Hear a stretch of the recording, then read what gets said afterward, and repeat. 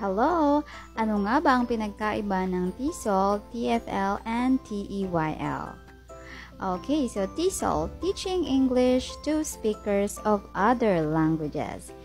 Meaning, ginagamit ito para makapagturo sa loob o labas ng bansa kung saan Ingles ang pangunahing wika.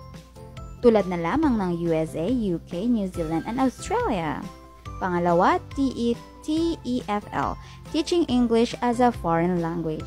Ginagamit ito para makapagturo ka sa ibang bansa kung saan Ingles ay hindi nila pangunahing wika, tulad na lamang ng China, Japan, Korea, Arab countries, and some European countries. And then TEYL, Teaching English to Young Learners. Ginagamit ito para ma-train tayo kung paano nga ba magturo ng Ingles sa edad 3 to 12 years old. Okay? So, ang tatlong certificate na ito or training ay ginagamit para makapagturo through online or formal teaching. Oh, simple lang, di ba?